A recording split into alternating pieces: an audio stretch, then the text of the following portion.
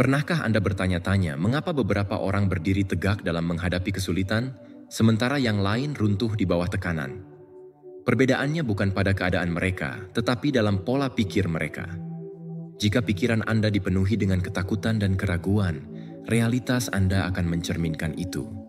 Namun, jika Anda melatih pikiran Anda untuk menjadi kuat, Anda akan membentuk kehidupan yang penuh ketahanan dan tujuan. Pertanyaan sebenarnya adalah bagaimana Anda mengendalikan pikiran Anda dan menggunakannya untuk menciptakan kehidupan yang benar-benar Anda inginkan. Jawabannya terletak pada stoicisme, sebuah filosofi kuno yang mengajarkan kita untuk menguasai emosi kita, merangkul disiplin, dan menumbuhkan kekuatan batin. Itu bukan hanya teori, tetapi cara hidup, alat untuk membantu Anda menjadi versi diri Anda yang paling kuat. Dalam video ini, Anda akan menemukan cara menerapkan kebijaksanaan stoik untuk membentuk kembali realitas Anda dan mengubah pikiran menjadi tindakan. Jadi bersiaplah, karena perjalanan transformasi Anda dimulai sekarang.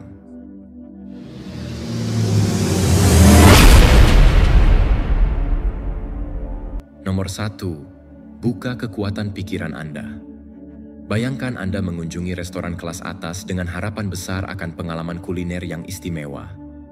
Anda membayangkan hidangan yang sempurna, disajikan dengan keindahan seperti dalam foto promosi.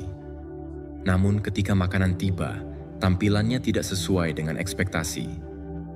Steak yang Anda pesan sedikit terlalu matang, dan harga yang Anda bayar terasa tidak sebanding. Seketika pikiran Anda dipenuhi kekecewaan. Apakah saya benar-benar membayar mahal untuk ini? Restoran ini mengecewakan. Tetapi di tengah kekecewaan itu muncul pemikiran lain. Apakah makanannya benar-benar buruk atau hanya ekspektasi saya yang terlalu tinggi? Anda memutuskan untuk mencobanya, dan ternyata rasanya tidak seburuk yang Anda kira. Saat itu, Anda menyadari bahwa seringkali bukan kenyataan yang mengecewakan kita, tetapi harapan yang kita bangun sendiri. Pola pikir kita bekerja dengan cara yang sama dalam berbagai aspek kehidupan. Kita cenderung menafsirkan dunia bukan sebagaimana adanya, melainkan berdasarkan bagaimana kita telah memprogram pikiran kita.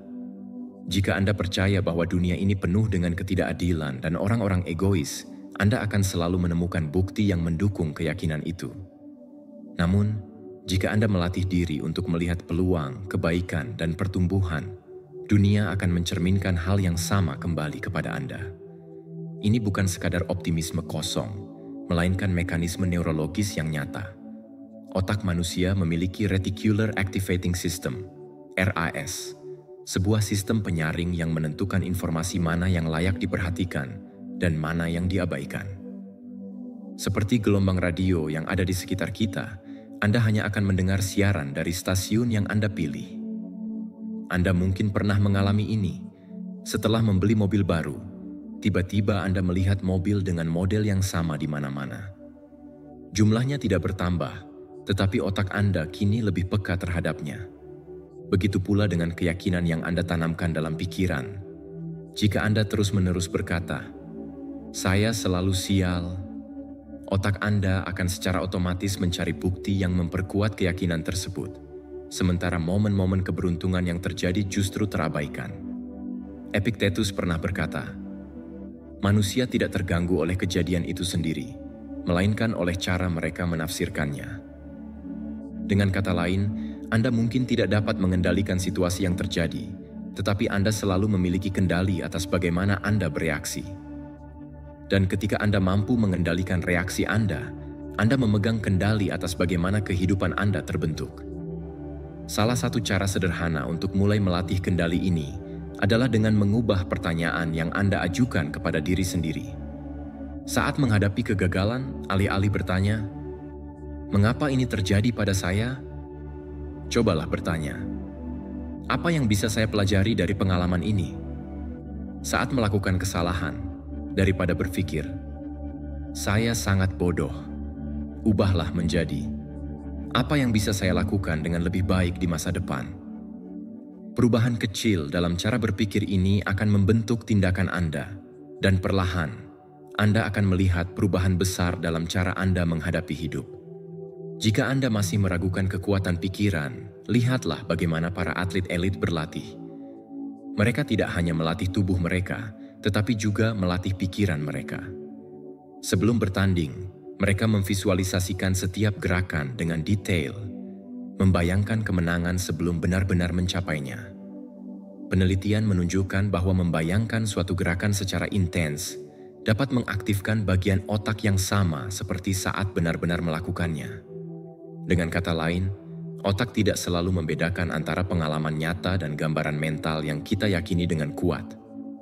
Namun, mungkin Anda bertanya, bagaimana jika saya benar-benar menghadapi situasi yang sulit?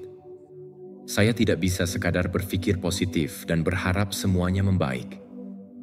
Dan Anda benar. Filosofi Stoik tidak mengajarkan kita untuk mengabaikan realitas atau menipu diri sendiri dengan angan-angan kosong. Sebaliknya, ia mengajarkan kita untuk menerima kenyataan dengan objektivitas dan memilih respons terbaik yang bisa kita ambil. Pikirkan seorang pandai besi.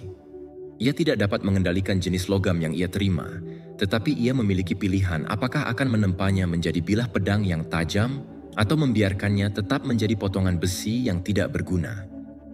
Hal yang sama berlaku dalam kehidupan.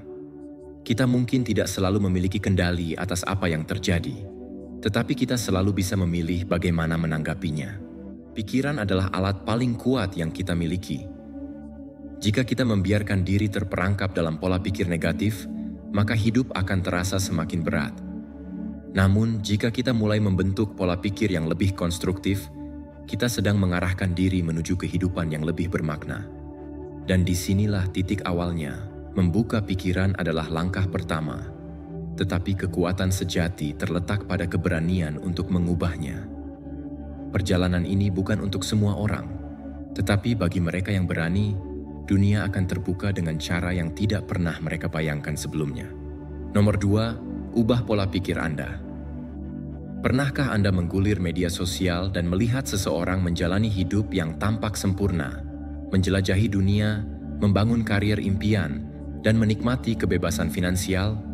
Tanpa disadari, pikiran Anda mulai membandingkan. Mereka pasti beruntung, atau lebih buruk lagi. Saya tidak akan pernah memiliki kehidupan seperti itu. Jika Anda pernah merasa demikian, Anda tidak sendirian. Ini adalah pola pikir kelangkaan. Keyakinan bahwa hidup ini seperti sepotong kue. Jika orang lain mendapatkan lebih banyak, maka bagian kita otomatis berkurang. Sekarang, bayangkan Anda berada di sebuah kafe yang ramai. Anda sudah memesan, tetapi barista melayani meja di sebelah Anda terlebih dahulu. Seketika, rasa kesal muncul, bertanya-tanya mengapa orang lain mendapat prioritas lebih dulu. Namun, cobalah ubah perspektif Anda.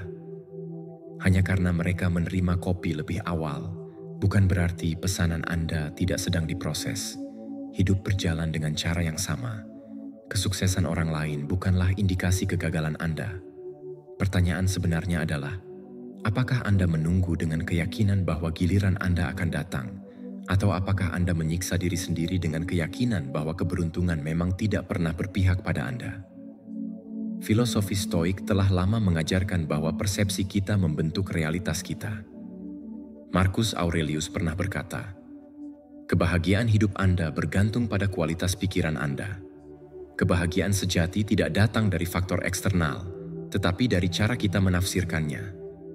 Ilmu pengetahuan pun membuktikan bahwa pikiran manusia dapat diubah. Ini disebut neuroplastisitas, kemampuan otak untuk membentuk ulang dirinya sendiri. Semakin sering kita mengulangi pola pikir tertentu, baik positif maupun negatif, semakin kuat pola itu tertanam dalam diri kita. Jika kita memiliki kemampuan untuk melatih ulang pikiran, mengapa tidak memilih perspektif yang lebih memberdayakan? Salah satu cara paling sederhana namun efektif untuk mengubah pola pikir adalah melalui afirmasi, yaitu pernyataan positif yang membantu mengondisikan pikiran kita. Ini bukan sekadar sugesti kosong, tetapi mekanisme yang terbukti secara ilmiah. Dalam sebuah eksperimen, sekelompok atlet dibagi menjadi 2. Kelompok pertama berlatih secara fisik, sementara kelompok kedua hanya membayangkan diri mereka berlatih dalam pikiran mereka. Hasilnya, kedua kelompok mengalami peningkatan performa. Otak kita tidak dapat sepenuhnya membedakan antara pengalaman nyata dan imajinasi yang kuat. Dengan kata lain, jika Anda secara konsisten mengatakan kepada diri sendiri, "Saya terus berkembang dan menjadi lebih baik setiap hari," otak Anda akan mulai mempercayainya. Metode lain yang dapat diterapkan secara instan adalah visualisasi. Coba tutup mata sejenak dan bayangkan diri Anda menghadiri wawancara kerja untuk posisi impian. Rasakan kepercayaan diri saat Anda masuk ke ruangan, menjabat tangan pewawancara, dan menjawab pertanyaan dengan lancar. Jika Anda melatih gambaran ini setiap hari, ketika momen sebenarnya tiba, Anda akan menghadapinya dengan lebih percaya diri, karena dalam pikiran Anda sudah melaluinya berkali-kali. Namun, ada satu paradoks dalam mengadopsi pola pikir berkelimpahan. Untuk benar-benar merasakan kelimpahan, Anda juga harus bersedia menerima kehilangan. Ini mungkin terdengar bertentangan, tetapi izinkan saya berbagi cerita. Alex, seorang fotografer lepas, pernah menolak banyak peluang besar karena takut kehilangan apa yang sedikit yang telah ia miliki. Ia bertahan dengan proyek-proyek kecil, menolak mengambil risiko, karena percaya bahwa satu kesalahan dapat menghancurkan semuanya. Suatu hari, ia menemukan konsep premeditatio malorum dalam filosofi Stoik. Praktik membayangkan skenario terburuk untuk mengurangi ketakutan terhadapnya. Ia bertanya pada dirinya sendiri, "Jika saya menerima proyek besar ini dan gagal, apakah saya benar-benar akan kehilangan segalanya?" Jawabannya tidak. Ia mungkin kehilangan satu klien atau menghadapi tantangan baru, tetapi ia masih memiliki keterampilan, pengalaman, dan kesempatan lain di masa depan. Kesadaran ini memberinya keberanian untuk mencoba. 3 tahun kemudian, ia memiliki studionya sendiri. Pelajarannya? Terkadang, justru ketika kita berani mengambil risiko kehilangan, kita akhirnya mendapatkan lebih banyak. Sekarang, tanyakan pada diri Anda. Jika besok Anda bangun tanpa sedikit pun rasa ragu terhadap diri sendiri, apa yang akan Anda lakukan secara berbeda? Apakah Anda akhirnya akan melamar pekerjaan impian, memulai bisnis yang selama ini Anda tunda, atau mengambil peluang yang sebelumnya Anda anggap mustahil? Jika jawabannya ya, maka inilah saatnya untuk mengubah pola pikir. Pola pikir berkelimpahan bukan berarti percaya bahwa segalanya akan berjalan dengan mudah, tetapi yakin bahwa bahkan jika kita gagal, kita masih bisa menemukan jalan lain. Hidup bukanlah satu kue yang harus diperebutkan. Ia lebih seperti prasmanan yang memiliki cukup ruang bagi siapa saja yang berani mengambil bagian mereka. Jadi bagaimana dengan Anda? Pernahkah Anda membatasi diri dengan berpikir, "Saya tidak bisa," hanya untuk menyadari kemudian bahwa satu-satunya batasan itu ada di kepala Anda sendiri? Bagikan pengalaman Anda. Terkadang, langkah pertama menuju perubahan adalah menyatakannya dengan lantang. Jika Anda ingin terus mengeksplorasi perspektif yang dapat mengubah cara Anda melihat kehidupan, mari kita lanjutkan perjalanan ini bersama. Masih banyak wawasan yang akan mengubah cara Anda memandang dunia dan tempat Anda di dalamnya. Nomor 3, wujudkan dengan pikiran yang kuat. Pernahkah Anda menyadari bahwa bagaimana Anda memulai pagi dapat menentukan bagaimana sisa hari Anda berjalan? Bayangkan ini, Anda bangun, segera mengecek ponsel, melihat daftar tugas yang menumpuk, mendengar hujan turun di luar, lalu tanpa sengaja menumpahkan kopi ke baju kerja Anda. Seketika, hari terasa kacau, seolah segalanya tidak berjalan sesuai rencana. Namun, dalam skenario yang sama, bagaimana jika Anda berhenti sejenak, menarik napas dalam-dalam, tersenyum, dan berkata pada diri sendiri, "Hari ini akan menjadi hari yang hebat." Tiba-tiba, segalanya terasa lebih ringan. Perbedaannya bukan pada dunia di sekitar Anda, tetapi pada cara Anda memilih untuk memandangnya. Inilah kekuatan pikiran, bukan sekadar harapan kosong atau optimisme naif, melainkan cara nyata untuk membentuk kenyataan dengan mengarahkan fokus dan tindakan Anda ke arah yang lebih positif. Konsep ini telah lama dipahami oleh para filsuf Stoik. Salah satu teknik yang mereka gunakan adalah visualisasi. Jika Anda sedang mempersiapkan wawancara kerja penting, apa yang biasanya terjadi? Kebanyakan orang menghabiskan waktu dengan kecemasan. Bagaimana jika saya lupa jawaban saya? Atau bagaimana jika saya tidak bisa menjawab pertanyaannya? Namun, jika Anda mengubah pendekatan, segalanya bisa berbeda. Cobalah tutup mata dan bayangkan diri Anda melangkah masuk ke ruangan dengan percaya diri. Bayangkan postur tubuh yang tegap, ekspresi wajah yang tenang, suara Anda yang mantap saat berbicara. Rasakan jabat tangan pewawancara yang kokoh.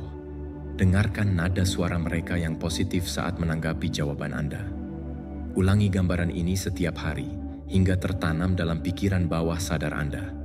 Saat hari wawancara tiba, tubuh Anda akan secara alami menyesuaikan diri dengan skenario yang telah Anda bayangkan berkali-kali. Ini bukan sekadar sugesti.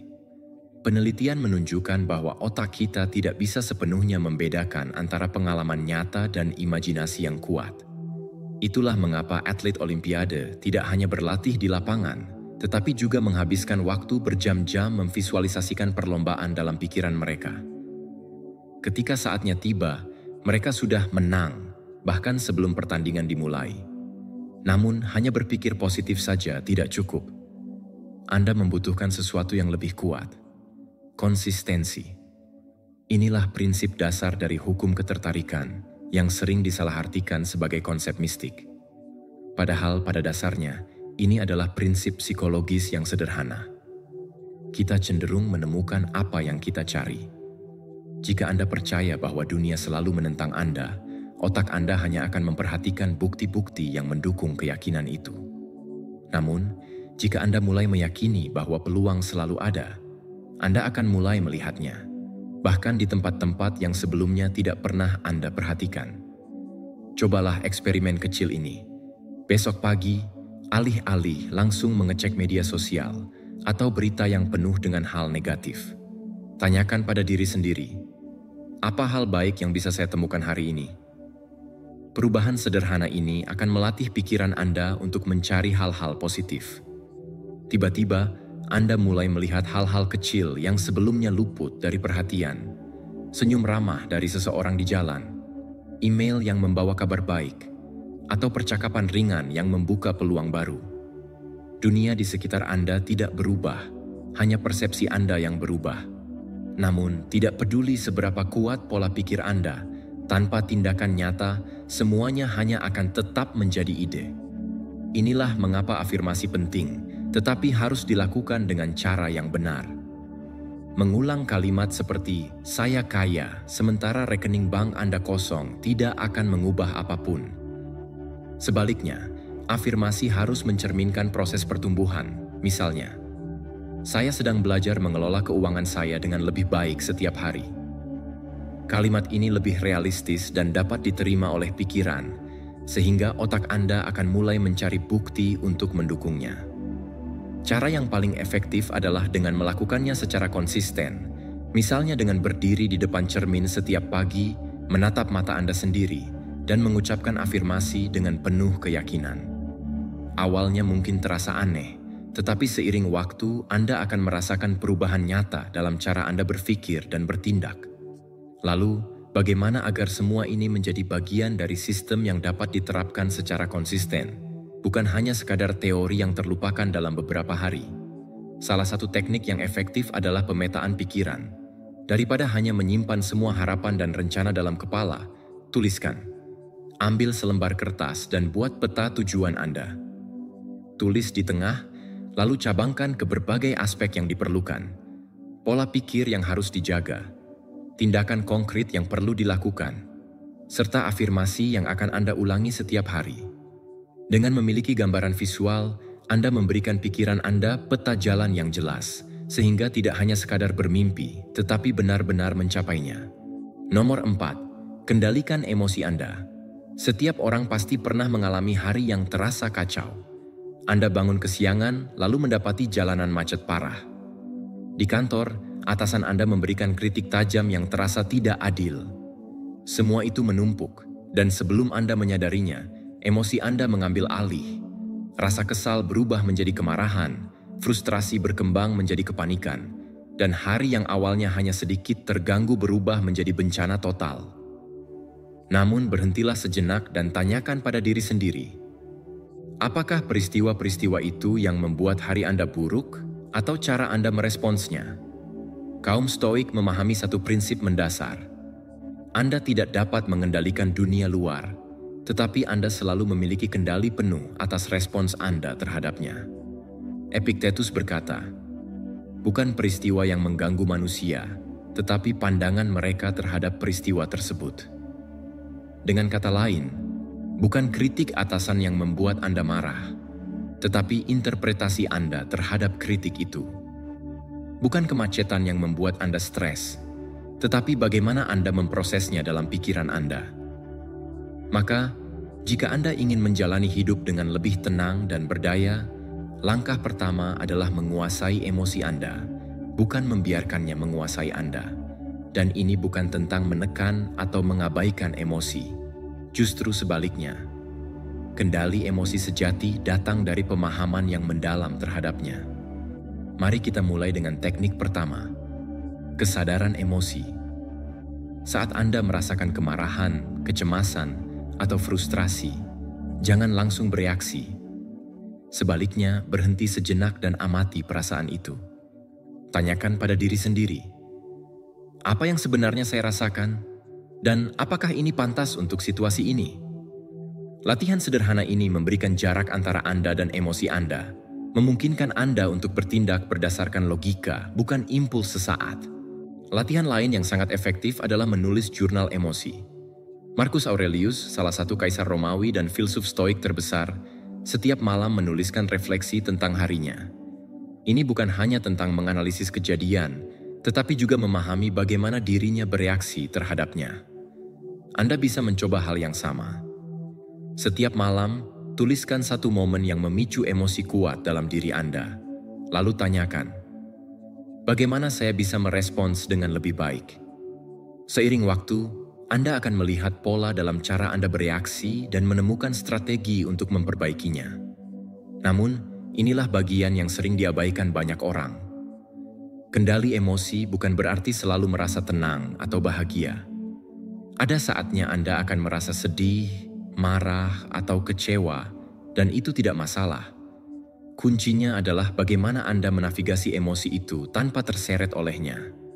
Seorang Stoik tidak menolak kesedihan, tetapi ia juga tidak membiarkan kesedihan mendikte hidupnya. Ia tidak menyangkal kemarahan, tetapi ia tidak membiarkan kemarahan mengendalikan tindakannya.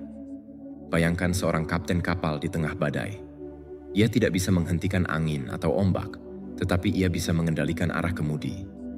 Itulah yang harus Anda lakukan dengan emosi Anda, memegang kendali, bahkan ketika keadaan tidak menentu. Jadi, tantangan untuk Anda. Besok, ketika sesuatu memicu emosi negatif dalam diri Anda, sebelum bereaksi, berhenti sejenak dan tanyakan, apakah ini layak untuk saya pikirkan sepanjang hari? Jika jawabannya tidak, lepaskan. Jika jawabannya ya, cari solusi dengan kepala dingin. Dan jika Anda bisa melakukannya secara konsisten, Anda akan mulai melihat perubahan besar dalam cara Anda menjalani hidup.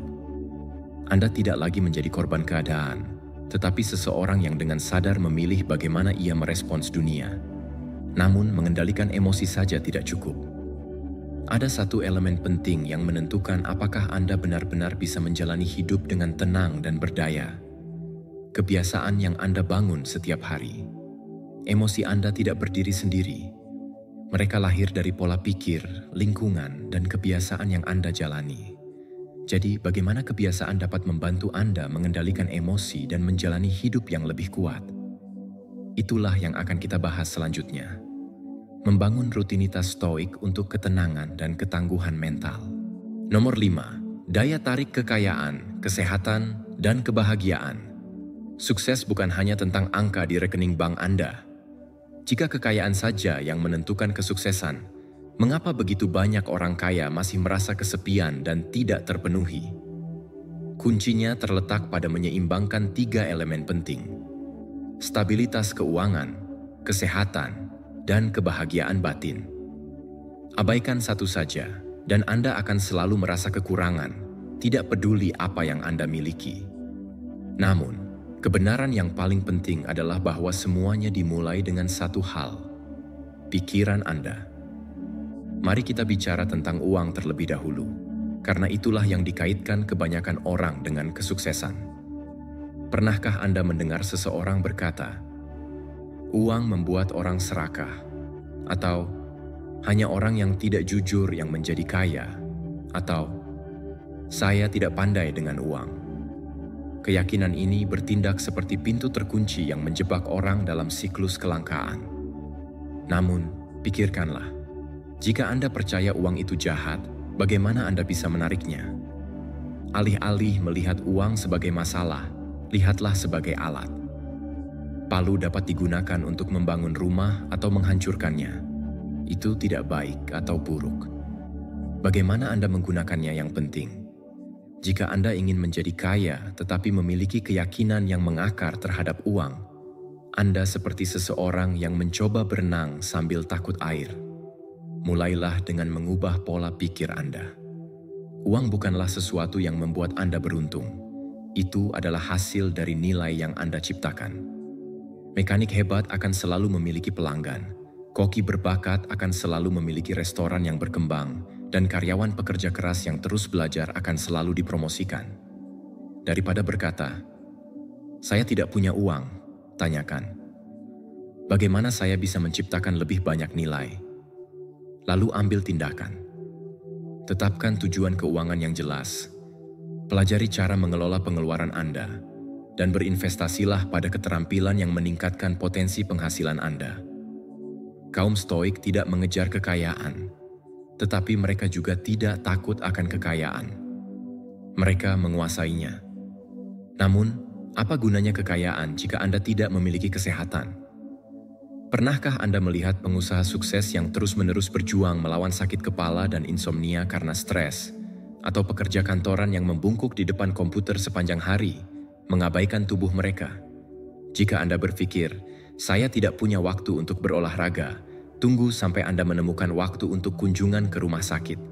Kesehatan bukan hanya tentang menghindari penyakit, tetapi tentang memastikan Anda memiliki energi untuk benar-benar hidup. Cobalah eksperimen kecil.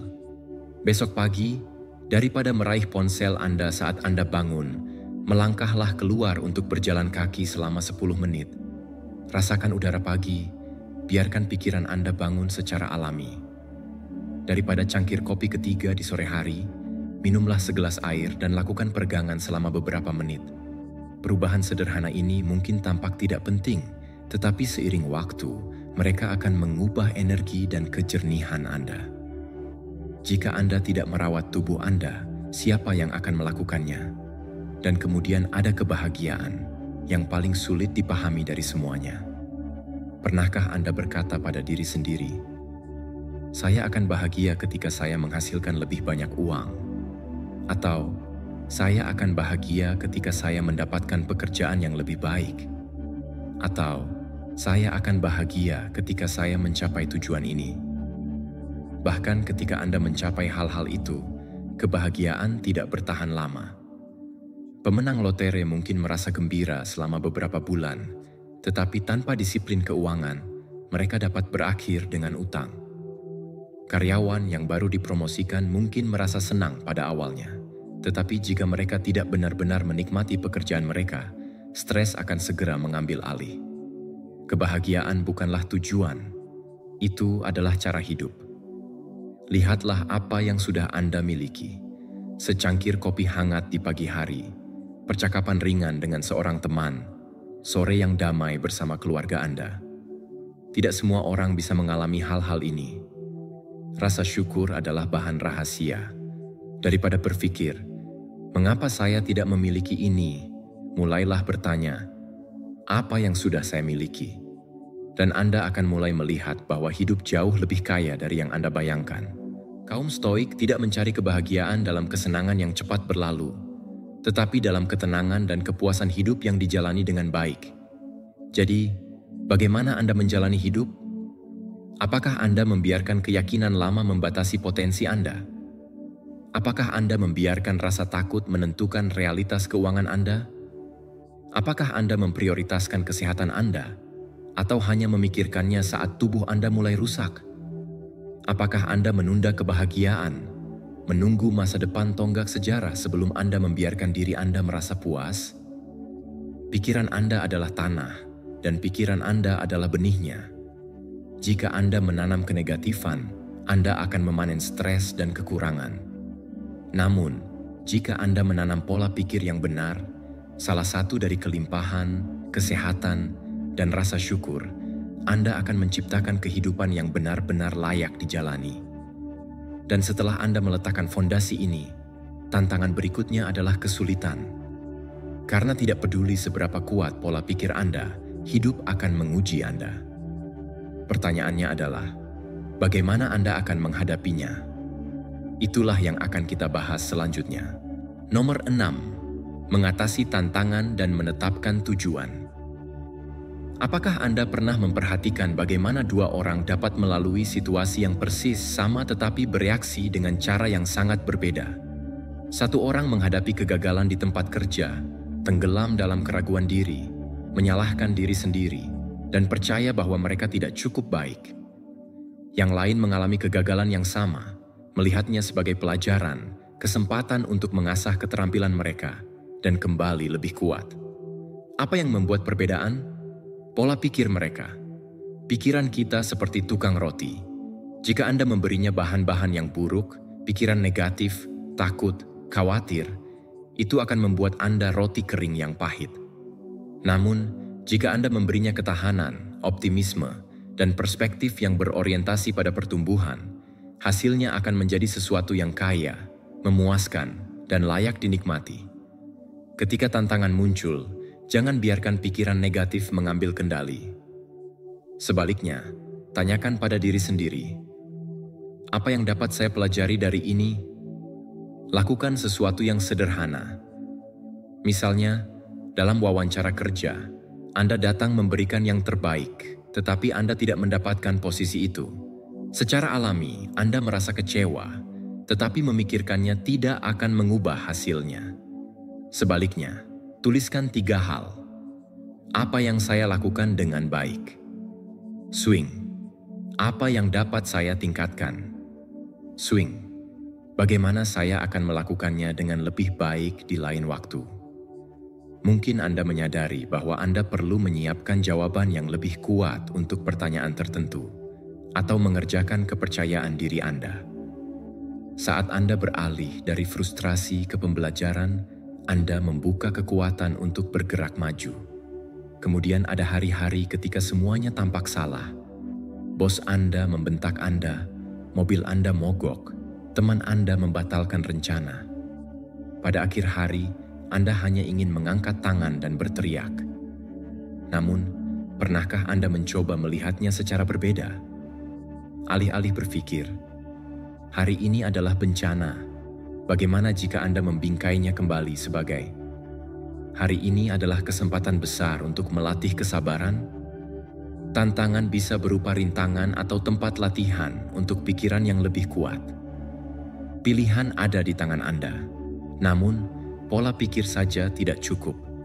Jika Anda ingin menjadi lebih tangguh, Anda perlu melatihnya. Salah satu cara untuk melakukannya adalah dengan sengaja mengekspos diri Anda pada tantangan kecil setiap hari. Jika Anda cepat marah, cobalah berhenti sejenak sebelum bereaksi dalam percakapan yang panas. Jika Anda tidak menyukai ketidaknyamanan, mandi air dingin di pagi hari atau bangun 1 jam lebih awal untuk berolahraga. Ini mungkin tampak tidak penting, tetapi mereka mengajari pikiran Anda untuk menoleransi ketidaknyamanan, sehingga ketika hidup melemparkan tantangan yang lebih besar kepada Anda lebih siap. Dan inilah sesuatu yang tidak terduga. Setelah Anda menetapkan tujuan dan bekerja keras untuk itu, Anda juga perlu belajar untuk melepaskan. Bayangkan menanam benih. Anda menyiraminya, memeliharanya, tetapi jika Anda berdiri di atasnya, terobsesi, bertanya-tanya mengapa itu tidak tumbuh, itu tidak akan membantu. Tugas Anda adalah untuk fokus pada proses, lakukan yang terbaik, dan percaya bahwa hasilnya akan terungkap pada waktunya sendiri. Dalam hidup, Anda dapat mengendalikan tindakan Anda, tetapi Anda tidak dapat mengendalikan segala sesuatu di sekitar Anda. Ketika Anda mengikuti ujian, yang penting bukanlah terpaku pada nilai akhir, tetapi mengetahui bahwa Anda berusaha untuk belajar. Ketika Anda memulai bisnis, kesuksesan bukan hanya tentang hasil langsung, tetapi tentang seberapa banyak Anda tumbuh di sepanjang jalan. Pernahkah Anda memperhatikan bahwa orang-orang paling sukses bukanlah mereka yang tidak pernah gagal, tetapi mereka yang bangkit paling cepat setelah jatuh? Bayangkan dua orang penjual. Keduanya sama-sama menghadapi 100 penolakan. Yang satu menyerah, yang lain terus belajar, menyempurnakan pendekatan mereka, dan akhirnya berhasil. Perbedaannya bukanlah keberuntungan atau bakat, tetapi ketahanan. Dan bagian terbaiknya, ketahanan bukanlah sesuatu yang Anda miliki sejak lahir. Itu adalah sesuatu yang Anda bangun hari demi hari. Jadi, mengapa tidak memulai sekarang? Jika Anda siap untuk mengubah standar menjadi peluang, lakukanlah. Karena mulai saat ini, Anda tidak hanya akan menghadapi tantangan, Anda akan menggunakannya untuk tumbuh lebih kuat. Nomor 7. Visualisasikan kesuksesan Anda. Bayangkan diri Anda sebagai seorang pemanah. Bahkan sebelum Anda menarik busur, Anda sudah melihat anak panah mengenai sasaran. Seolah-olah masa depan telah terukir menjadi kenyataan. Ini bukan ilusi. Itu adalah fokus mutlak pikiran pada tujuan. Dalam filsafat Stoik, pikiran bukan hanya alat untuk mencerminkan kenyataan. Pikiran secara aktif membentuk realitas itu sendiri. Apa yang Anda pikirkan, Anda jadi. Dan ketika Anda memvisualisasikan kesuksesan Anda dengan kejelasan, Anda memprogram pikiran Anda untuk mengubahnya menjadi kenyataan. Pikirkan prajurit Romawi. Sebelum pertempuran, mereka tidak hanya berlatih dengan otot-otot mereka, tetapi juga dengan pikiran mereka. Sebelum pedang mereka pernah diangkat, mereka telah melihat kemenangan mereka di kepala mereka, merasakan setiap gerakan, setiap serangan, setiap momen yang menentukan. Ini bukan optimisme buta. Itu adalah pola pikir yang ditempa melalui pengalaman. Seperti yang pernah ditulis Marcus Aurelius, jiwa menjadi terwarnai dengan warna pikirannya. Ketika Anda berpikir seperti pemenang, Anda tidak hanya berharap untuk sukses, Anda menciptakannya dari dalam. Tetapi visualisasi bukan hanya melamun. Agar efektif, itu harus menjadi proses yang aktif, terperinci, dan disengaja. Tidak cukup hanya berpikir samar-samar tentang kesuksesan. Anda harus merasakannya dalam setiap detail.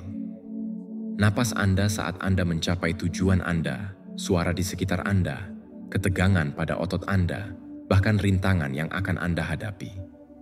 Jika Anda ingin memberikan pidato yang hebat, tutup mata Anda dan bayangkan auditorium, kekuatan dalam suara Anda, fokus di mata audiens Anda. Jika Anda ingin menguasai keterampilan baru, bayangkan setiap langkah, perasaan kemahiran, ritme gerakan Anda. Ketika pikiran Anda menjadi terbiasa dengan kesuksesan, tubuh dan tindakan Anda secara naluriah akan selaras untuk mewujudkannya. Tetapi bagaimana Anda menjaga visi ini tetap jelas setiap hari? Disinilah papan visi berperan. Itu bukan hanya kumpulan gambar yang indah. Itu adalah alat psikologis yang kuat. Ketika Anda menempatkan tujuan terpenting Anda di papan dalam bentuk gambar, kata kunci, atau kutipan yang menginspirasi, Anda memaksa pikiran Anda untuk terlibat dengan aspirasi tersebut terus-menerus. Ini tidak hanya membuat Anda termotivasi, itu memprogram alam bawah sadar Anda untuk bergerak menuju kesuksesan. Anggap papan visi sebagai kompas. Setiap kali Anda melihatnya, Anda mengingatkan diri sendiri tentang arah yang harus Anda tuju. Atlet elit dan pengusaha hebat tidak bergantung pada keberuntungan. Mereka terus-menerus menanamkan dalam pikiran mereka gambar tujuan mereka dan jalan untuk mencapainya. Alasan banyak orang gagal bukanlah kurangnya kemampuan, tetapi kurangnya keyakinan pada potensi mereka sendiri. Mereka terjebak dalam visualisasi negatif, kegagalan, malu, takut. Pikiran mereka menjadi kanvas yang dilukis dalam nuansa gelap, dan mereka, para seniman, tanpa sadar menciptakan kejatuhan mereka sendiri. Jika Anda terus-menerus memikirkan kegagalan, Anda akan bertindak dengan rasa takut, dan kegagalan akan menjadi tak terelakkan. Tetapi ketika Anda melukis gambaran kesuksesan yang jelas dalam pikiran Anda memprogram diri Anda sendiri untuk mencapai jalan menuju kesuksesan. Dan papan visi menjadi cermin yang mencerminkan apa yang benar-benar Anda yakini tentang masa depan Anda. Namun, Memvisualisasikan kesuksesan tidak berarti mengabaikan kegagalan. Sebaliknya, metode ini paling efektif ketika Anda berani menghadapi kegagalan dalam pikiran Anda, lalu mengatasinya dari dalam.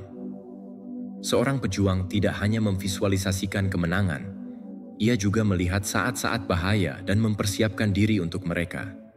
Seorang pemimpin tidak hanya membayangkan hari-hari kemenangan, ia meramalkan saat-saat keraguan, oposisi, dan kesulitan, serta memperkuat tekadnya. Persiapan ini membuat keberhasilan visualisasi lebih realistis dan kuat dari sebelumnya. Sekarang, tutup mata Anda. Lihat diri Anda mencapai apa yang Anda inginkan. Rasakan itu. Percayalah. Kemudian buka mata Anda dan ambil tindakan.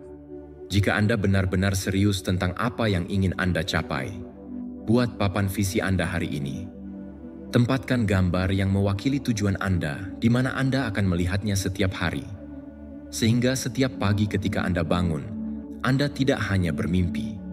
Anda sudah melangkah ke versi terbaik dari diri Anda sendiri. Kami baru saja mengeksplorasi 7 prinsip ampuh untuk membantu Anda menguasai pikiran dan membentuk realitas Anda melalui kebijaksanaan stoicisme. Tetapi inilah kebenaran yang harus Anda pegang. Semuanya dimulai dengan pikiran Anda. Ketika Anda belajar mengendalikan aliran pikiran Anda mengendalikan hidup Anda. Jangan biarkan keraguan dan ketakutan melukiskan gambaran masa depan Anda. Gantikan dengan kejelasan, disiplin, dan tindakan yang disengaja. Setiap hari, Anda punya pilihan. Tetap terjebak dalam keterbatasan lama atau bangkit di atasnya untuk menjadi versi terkuat dari diri Anda sendiri. Perjalanan ini tidak berakhir di sini. Ini hanya permulaan. Anda sekarang memiliki alat dan saatnya untuk menggunakannya untuk menciptakan kehidupan yang benar-benar Anda inginkan. Jika video ini telah menginspirasi Anda, luangkan waktu untuk menekan tombol suka. Itu tidak hanya untuk mendukung kami, tetapi untuk membantu menyebarkan kekuatan berpikir stoik kepada orang lain yang membutuhkannya. Bagikan pemikiran Anda di komentar, ceritakan kepada kami tentang perjalanan Anda, dan teruskan video ini kepada mereka yang mungkin menemukan kekuatan di dalamnya. Dan jangan lupa berlangganan. Masih banyak lagi kebijaksanaan yang akan datang kepada Anda. Ingat, Anda bukan hanya seorang penonton dalam hidup. Anda adalah orang yang menulis takdir Anda sendiri.